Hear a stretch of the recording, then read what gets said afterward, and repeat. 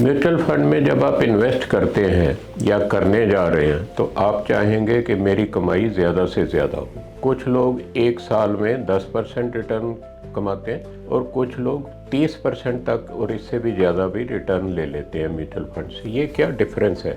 क्यों कुछ लोगों को इनकम ज़्यादा मिलती है और कुछ लोगों को कम मिलती है?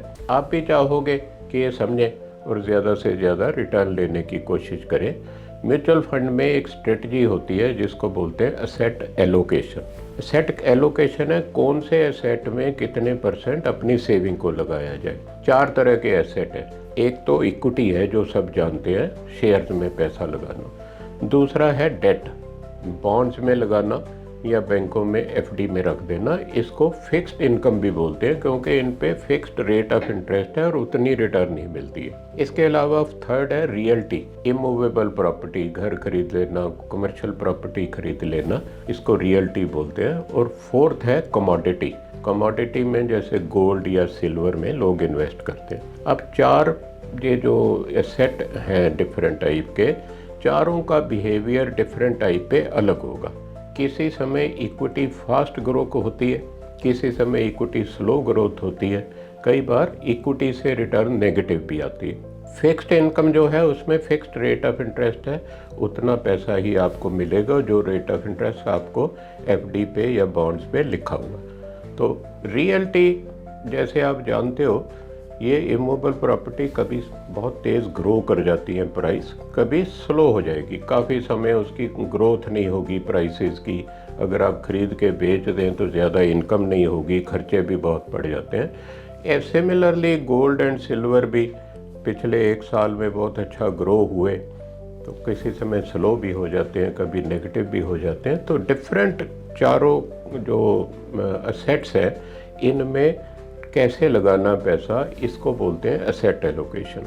आपके पास मान लीजिए 100 रुपीज़ है तो 25 रुपये चारों में लगा दें 25-25 करके, तो इसकी जो ग्रोथ होगी वो डिफरेंट होगी। इसकी बजाय अगर आप मान लीजिए 90% इक्विटी में लगा दें, 10% बाकी 3 कैटेगरी में लगा दें, तो उसमें ग्रोथ डिफरेंट होगी, आपकी कमाई अलग होगी।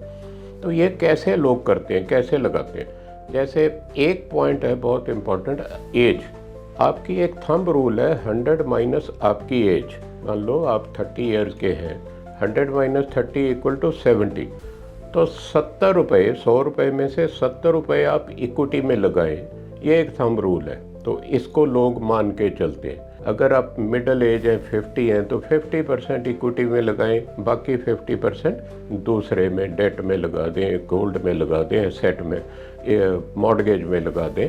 तो इन चीज़ों में लगाया जा सकता है। अगर आप 70 ईयर हैं तो 100 माइनस 70 मीन्स 30% आपको इक्विटी में लगाना चाहिए, 70% 100 रुपये में से 70% फिक्स डिपॉजिट या बॉन्ड्स में या डेट म्यूचुअल फंड में आप लगा दें। ये एज के हिसाब से माना गया है कि ऐसे करें तो अच्छा है। तो आप अपने फंड एडवाइज़र से पूछ सकते हैं कि किस में कितना लगाया जाए, पर आपको मैं बता रहा हूँ कि इस कैटेगरी को ये चीज़ों का ध्यान रखते हैं। एज है एक। दूसरा मैं आपको बताता हूँ, एक रिस्क एपेटाइट है। कुछ लोगों का जो बहुत पढ़े लिखे होते हैं, जिनको इस फील्ड में नॉलेज होती है, वो चाहे 50 ईयर की एज वाले हो, वो 90% इक्विटी में लगाते हैं क्योंकि उनका रिस्क एपेटाइट ज़्यादा है कि कोई बात नहीं, अगर कोई लॉस हो भी गया तो मेरे पास और पैसे हैं।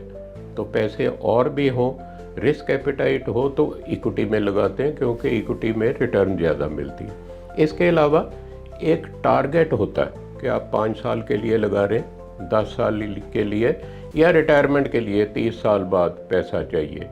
तो अगर वो आपका ध्यान है तब आप इक्विटी में ज़्यादा लगा सकते हैं क्योंकि equity over a period of time, over long term अच्छी रिटर्न देती है। तो इन चीज़ों का अगर आप ध्यान रखेंगे, एसेट एलोकेशन अपनी प्रॉपर करेंगे, फ्रॉम टाइम टू टाइम इसको एसेट एलोकेशन को रिव्यू करते रहेंगे, तो आप अच्छी रिटर्न कमा सकते हैं।